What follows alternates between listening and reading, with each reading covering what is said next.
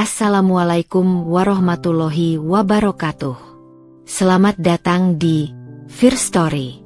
Jangan lupa klik tombol subscribe ya. Bersedekah subscribe dan like ke channel ini sangat bermanfaat buat kami, agar kami bisa terus memberi manfaat. Saya doakan kalian semua panjang umur, kaya raya, diberi kebahagiaan dunia dan akhirat. Amin. Alia berjalan menyusuri tepi sungai dengan hati yang riang. Matahari bersinar cerah, dan udara pagi yang segar membuatnya merasa bebas. Desa mereka yang terpencil dikelilingi oleh pepohonan besar, dan sungai itu adalah tempat favoritnya untuk bermain. Dengan sepatu bot lumpur yang sedikit kotor, Alia melangkah lebih jauh, menatap air sungai yang tenang. Namun, matanya tiba-tiba tertumbuk pada sesuatu yang bergerak di antara semak-semak dekat pinggiran sungai. Saat dia mendekat, Alia merasa ada sesuatu yang aneh, tersembunyi di balik semak-semak. Dia melihat sosok kecil yang tergeletak lemah. Pada awalnya, dia mengira itu hanya seekor binatang biasa, tetapi setelah melihat lebih dekat, dia terkejut. Seekor anak ular kecil dengan sisik hijau cerah terbaring tak berdaya di atas tanah. Matanya tertutup rapat, dan tubuhnya terlihat lemah. Tidak seperti ular biasa yang ditemui di desanya. Ular ini memiliki pola warna yang indah dan tampak berbeda. "Adik kecil, kenapa kau di sini?" tanya Alia, cemas. Dengan hati-hati, dia mendekati ular itu, berjongkok untuk memeriksanya lebih dekat. Dia melihat luka kecil di tubuhnya dan merasakan perasaan kasihan yang mendalam. Ular itu sepertinya sangat kelelahan. Mungkin terjatuh atau terluka dalam perjalanan. Alia segera memutuskan untuk membawanya pulang. "Kau harus pulang dengan aku," katanya, berbicara pada diri sendiri meski tahu ular itu tidak bisa menjawab. Dia berhati-hati menggenggam ular itu dengan tangan terulur, mengangkatnya perlahan-lahan agar tidak membuatnya kesakitan. Alia tahu dia tidak bisa membiarkan makhluk kecil ini mati di sungai tanpa pertolongan. Sesampainya di rumah, Alia masuk ke dalam rumah kecil mereka yang terbuat dari kayu, dengan atap daun nipah yang sederhana. Ibu dan ayahnya sedang sibuk di kebun, dan rumah itu tampak sepi. Alia meletakkan ular kecil itu di atas meja kayu yang sudah tua. Dia mengambil air dari sumur dan membersihkan luka-lukanya dengan hati-hati. Ular itu terdiam, hanya sesekali bergerak-gerak lemah. Alia merasa perlu untuk merawatnya lebih baik. "Apa yang harus kulakukan untukmu, ya?" Alia bergumam, mengusap kepala ular itu dengan lembut. Ia merasa aneh, seolah ada hubungan tak terungkap antara dirinya dan makhluk kecil ini. Ular itu membuka matanya sejenak, menatap Alia dengan sorotan yang tampak penuh rasa terima kasih. Alia tersenyum, seakan merasakan ikatan yang tak terucapkan. "Kau akan baik-baik saja. Aku akan jaga kau," katanya dengan penuh keyakinan. Hari demi hari, Alia merawat ular itu dengan penuh kasih. Dia memberinya makanan dan menjaga suhu tubuhnya agar tetap hangat. Ular itu tumbuh semakin kuat, dan dalam beberapa minggu, ukuran tubuhnya mulai terlihat lebih besar. Meski Alia tidak tahu pasti apa jenis ular itu, dia tahu bahwa makhluk ini bukan ular biasa. Tubuhnya semakin berkilau dengan warna hijau yang lebih mencolok, dan kadang-kadang Alia melihat mata ular itu berkilauan dengan cara yang mengingatkan pada misteri yang lebih dalam.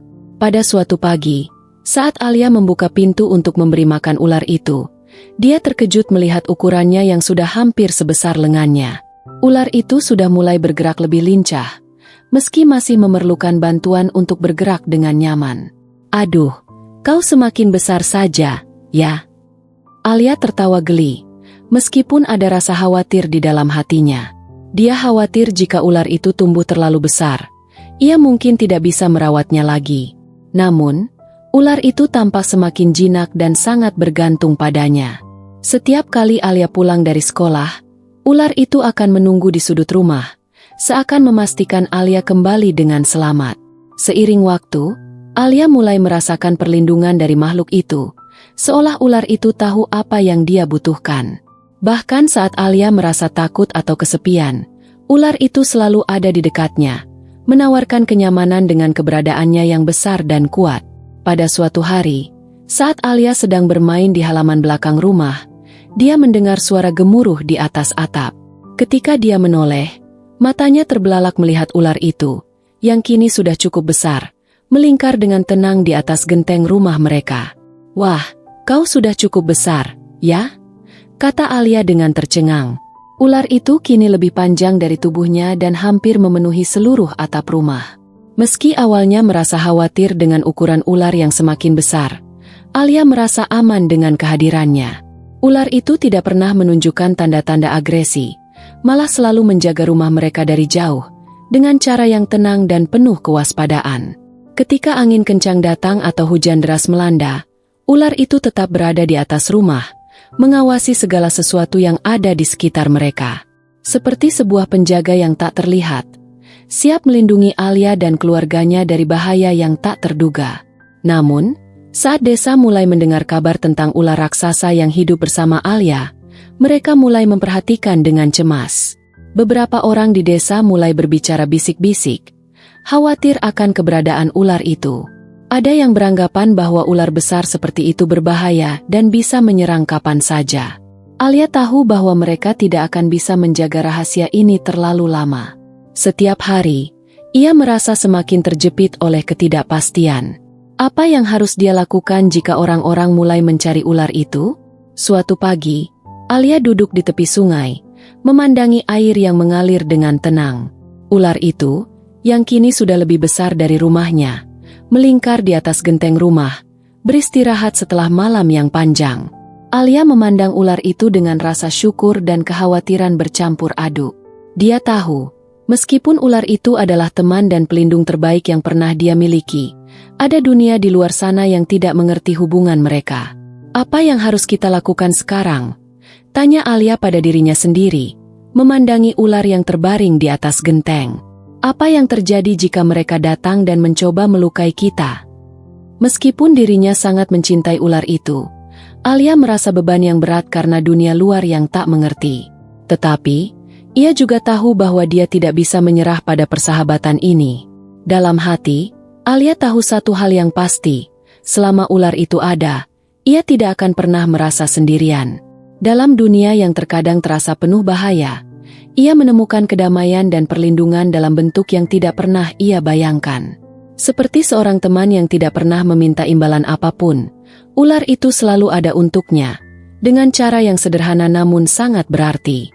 Alia sudah mulai terbiasa dengan kehidupan barunya bersama ular yang semakin besar. Sejak hari itu, ular itu hampir selalu berada di atas genteng rumah mereka. Setiap pagi, saat matahari baru saja terbit, ia akan melihat ular itu melingkar di atap, menatap dunia luar dengan mata yang tajam. Alia merasa aman dengan kehadiran ular itu, meskipun ia juga mulai menyadari bahwa dunia luar mulai memperhatikan kehadiran makhluk luar biasa ini. Setiap kali ada orang lewat, mereka akan melihat ke atas dengan tatapan penasaran, namun mereka segera pergi dengan cepat, menghindari perasaan takut yang mulai timbul. Namun, ketakutan itu tidak lama hilang. Beberapa minggu kemudian, kabar tentang ular raksasa itu menyebar ke seluruh desa, bahkan sampai ke penduduk desa yang tinggal jauh di luar desa mereka. Alia mendengar bisik-bisik orang-orang di pasar, di tepi jalan, dan di dekat warung kopi. Beberapa orang berbicara khawatir, menganggap ular itu sebagai ancaman yang tidak bisa mereka kontrol. Ular sebesar itu pasti berbahaya. Apa yang akan terjadi jika ia menyerang kita? Suara seorang lelaki terdengar keras di pasar. Alia merasa terjebak di antara perasaan cinta terhadap makhluk itu dan kecemasan yang muncul dari orang-orang yang takut. Ketika dia berjalan melalui desa, dia bisa merasakan tatapan cemas orang-orang yang melihat ke atas genteng rumahnya. Ia merasa canggung dan bingung. Bagaimana bisa mereka begitu takut? Ular itu tidak berbahaya, bisiknya pada dirinya sendiri.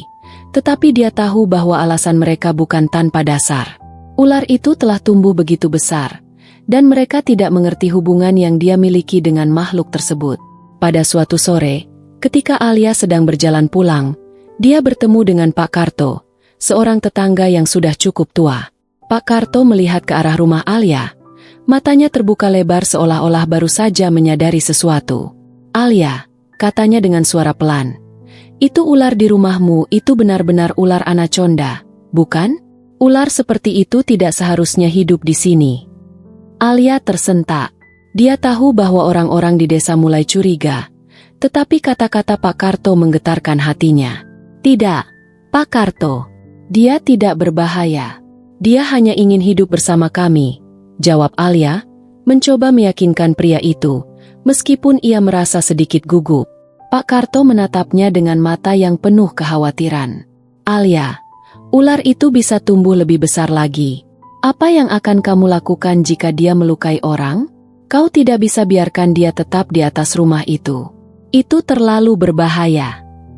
Alia merasa hatinya teriris mendengar kata-kata Pak Karto. Dia tidak akan melukai siapapun. Pak, aku janji. Dia hanya ingin melindungi kami. Kami sudah seperti keluarga, jawab Alia dengan penuh keyakinan, meskipun ada rasa takut yang mulai merayapi dirinya sendiri. Namun, Pak Karto hanya menggelengkan kepala dengan penuh keprihatinan. Kau terlalu mencintainya. Alia, kau harus memikirkan keselamatan orang lain juga. Kata-kata itu terus menggaung di benak Alia, membuatnya merasa semakin terjepit antara perasaan yang tidak bisa dipahami orang lain dan kenyataan yang semakin sulit dihindari. Hari-hari berikutnya terasa semakin berat bagi Alia. Setiap kali dia pergi ke pasar atau berjalan-jalan, orang-orang akan menghindarinya dengan tatapan curiga. Beberapa orang bahkan berhenti berbicara begitu mereka melihatnya, takut akan keberadaan ular raksasa di rumahnya. Alia merasa terisolasi, seolah dunia sedang menjauhinya. Bahkan orang-orang yang pernah ia kenal mulai memperlakukannya dengan sikap yang berbeda. Suatu hari, Alia duduk di beranda rumah, melihat ular yang kini hampir memenuhi seluruh atap rumahnya, yang melingkar dengan tenang, seolah tidak ada apa-apa. Ular itu tidak pernah menunjukkan agresi, tetapi hanya menjaga, mengawasi dunia sekitar mereka. Alia merasa seperti dunia luar menuntutnya untuk memilih antara dua dunia yang tidak bisa dipersatukan. Dia memandang ular itu dengan tatapan penuh kasih. Apa yang harus kita lakukan sekarang? Tanyanya pada dirinya sendiri, suaranya hampir berbisik. Di dalam hatinya, Alia tahu bahwa kehadiran ular itu tidak akan pernah diterima sepenuhnya oleh dunia luar. Orang-orang akan selalu melihatnya dengan ketakutan, dan semakin besar ular itu, semakin banyak yang akan mendekatinya dengan tujuan mengusirnya. Namun, di sisi lain, Alia tidak bisa membayangkan hidup tanpa ular itu. Persahabatan mereka telah tumbuh begitu dalam. Ular itu bukan hanya pelindung rumah mereka, tetapi juga sahabat yang selalu ada untuknya, memberi kenyamanan di saat-saat kesepian. Ketika malam tiba, Alia mendengar suara langkah-langkah mendekat ke rumah mereka. Tiba-tiba, pintu rumah terbuka, dan ayahnya masuk dengan wajah cemas. Alia, kata ayahnya dengan nada yang tegas. Kita harus bicara. Ada beberapa orang dari desa yang datang. Mereka ingin bertemu denganmu. Alia merasakan jantungnya berdegup kencang. Apa yang mereka inginkan? Tanyanya, suara pelan dan gelisah. Ayahnya duduk di depan Alia, matanya penuh kekhawatiran. Mereka ingin ular itu pergi. Alia, mereka tidak bisa membiarkan makhluk sebesar itu tinggal di dekat rumah mereka. Mereka merasa takut dan tidak tahu apa yang bisa terjadi. Ayahnya menghela napas panjang, seakan dia juga merasa terjepit antara mencintai putrinya dan menjaga kedamaian di desa. Tidak, ayah, dia tidak berbahaya. Dia hanya melindungi kita. Dia adalah teman kita. Alia berteriak, suaranya penuh dengan kemarahan dan kebingungan. Tetapi ayahnya hanya menundukkan kepala, seolah tidak tahu lagi bagaimana cara menjelaskan keadaan ini. Alia, mereka tidak mengerti, kata ayahnya dengan suara lembut. Dan kita tidak bisa melawan ketakutan mereka. Kita harus mencari jalan terbaik untuk semua orang. Alia merasakan keputusasaan yang luar biasa. Bagaimana bisa dia menjelaskan kepada mereka bahwa ular itu bukanlah ancaman? Betapa sulitnya untuk menjelaskan hubungan yang begitu dalam dan pribadi dengan makhluk yang tidak bisa dipahami oleh orang lain. Aku tidak ingin dia pergi, ayah, katanya dengan suara pecah. Air mata mulai menggenang di matanya. Ayahnya memeluk Alia, berusaha menenangkannya. Aku tahu, sayang, aku tahu, tapi kita harus berpikir dengan hati-hati. Aku tidak ingin kau terluka, atau ular itu disakiti. Semua ini terlalu berbahaya. Hari-hari berikutnya semakin mencekam bagi Alia. Ketegangan di desa semakin meningkat. Orang-orang mulai berkumpul di rumah Alia, berbicara dengan suara keras dan penuh kecemasan. Alia bisa mendengar bisikan mereka dari luar rumah. Suara mereka mengisi udara dengan rasa takut. "Kita harus lakukan sesuatu," suara seorang lelaki terdengar jelas. "Jika ular itu terus tinggal di sini, kita semua akan berada dalam bahaya." Alia merasa seolah dunia runtuh di sekelilingnya. Ketika dia melihat ular itu di atas genteng rumah, dia merasa ada sesuatu yang hilang. Persahabatannya dengan ular itu begitu kuat. Tetapi dunia luar tampaknya tidak bisa menerima kenyataan ini. Apakah dia harus memilih antara cinta dan keselamatan? Ataukah ada jalan tengah yang bisa membuat mereka semua aman tanpa harus mengorbankan apa yang telah tumbuh antara dirinya dan ular itu? Malam itu, Alia tidur dengan perasaan gelisah. Ia memeluk selimutnya dengan erat, mencoba menenangkan dirinya. Dia tahu bahwa kehidupan mereka akan segera berubah. Tetapi apakah dia siap menghadapi kenyataan itu? Suatu pagi yang kelam, udara terasa lebih berat dari biasanya. Di luar rumah, suara berisik mulai terdengar. Suara orang-orang yang sedang berbisik-bisik. Suara kaki yang menghentak dengan tujuan yang jelas. Alia mengintip melalui jendela dan melihat sekumpulan orang berdiri di luar rumah. Wajah mereka cemas dan penuh ketegangan. Mereka membawa alat-alat seperti kayu dan tali, seolah bersiap untuk sesuatu yang besar. Alia merasa darahnya berdesir. Tidak, ini tidak bisa terjadi. Mereka datang untuk menangkap ular itu. Hatinya berdegup kencang.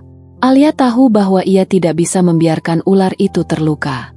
Dia berlari menuju atap rumah, memanggil ular itu dengan suara gemetar. "Kau harus turun, cepat!" teriak Alia. Ular itu, yang kini lebih besar dari tubuh Alia sendiri, perlahan meluncur dari genteng dan menatap Alia dengan mata yang penuh kasih dan pengertian. Meski begitu, tubuhnya yang besar menggulung dengan tenang, siap menghadapi apapun yang datang. Alia turun dari atap dan berdiri di depan rumah, menghadap para penduduk desa yang kini berdiri berjejer dengan ekspresi marah dan takut. "Apa yang kalian lakukan?" tanya Alia, mencoba menyembunyikan rasa takut yang menggerogoti dirinya. "Dia tidak berbahaya. Dia hanya melindungi kita." Suaranya gemetar, tetapi penuh dengan keyakinan. Seorang pria, Pak Dharma, maju ke depan dengan tatapan penuh kecemasan. "Alia, ular itu terlalu besar. Kita tidak bisa membiarkan sesuatu yang seperti itu tetap ada di dekat rumah kita. Jika dia mulai menyerang, siapa yang akan bertanggung jawab?" Suaranya keras, penuh dengan ketakutan yang terlihat jelas di matanya. "Alia, mereka benar. Ular itu terlalu besar dan berbahaya," kata Pak Karto, tetangga Alia yang lebih tua. "Kau harus tahu, ini bukan soal kebersamaan atau kasih sayang. Ini soal keselamatan kita semua. Jika ular itu merasa terancam, dia bisa menyerang kapan saja." Alia merasa hatinya teriris mendengar kata-kata itu. Namun, dia tetap berdiri tegak, berusaha untuk tidak menunjukkan kelemahan. "Dia tidak akan menyerang siapapun," jawabnya dengan suara berani. "Dia sudah bersama kami sejak kecil. Dia melindungi rumah kami. Tidak ada yang perlu ditakutkan."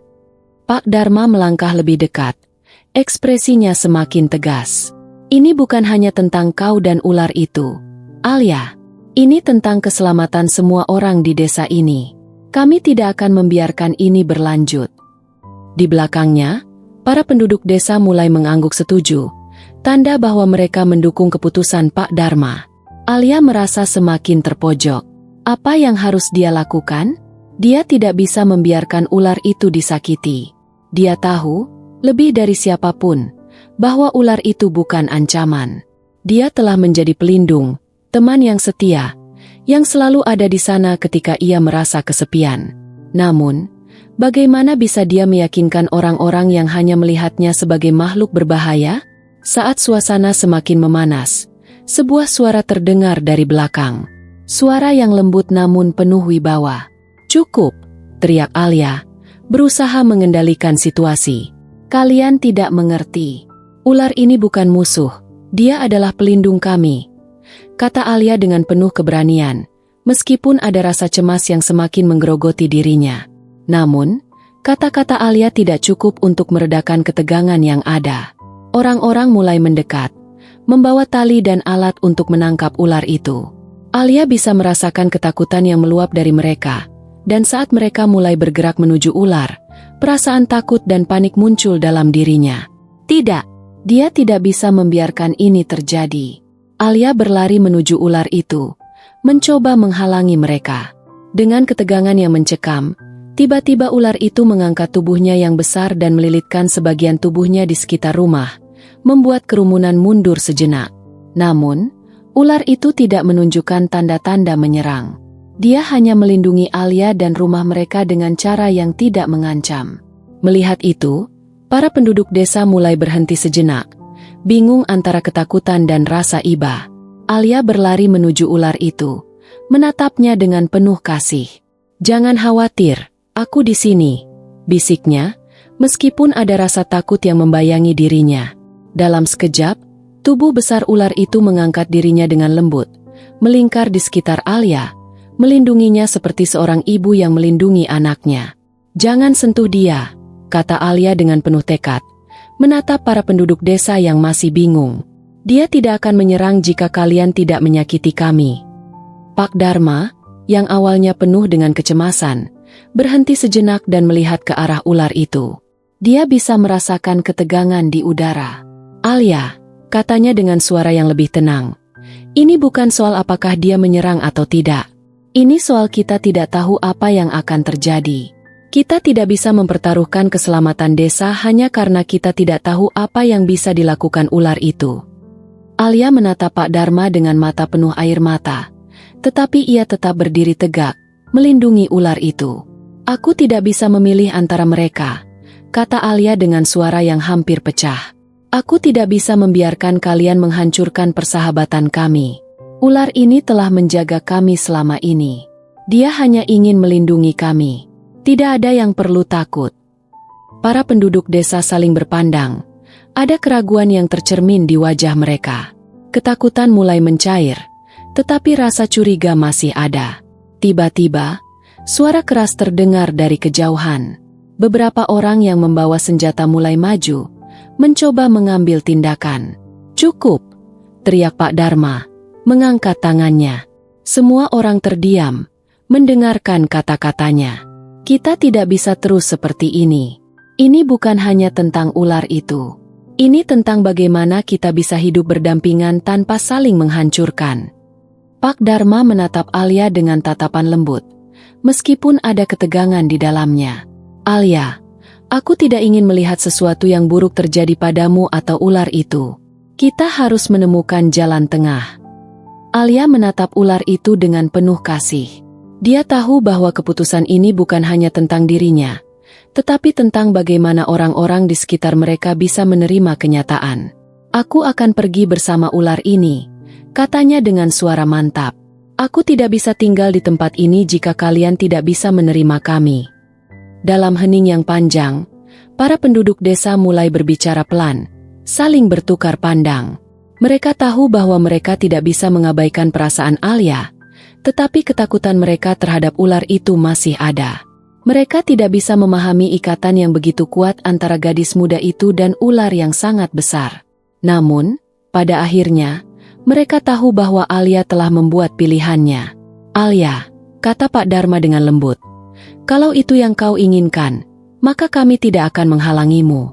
Tapi, ingatlah, dunia luar tidak akan mengerti kita seperti kau mengerti ular itu."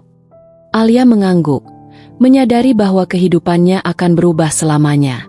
Dia tidak bisa lagi hidup di antara orang-orang yang tidak memahami kedalaman persahabatannya dengan ular itu.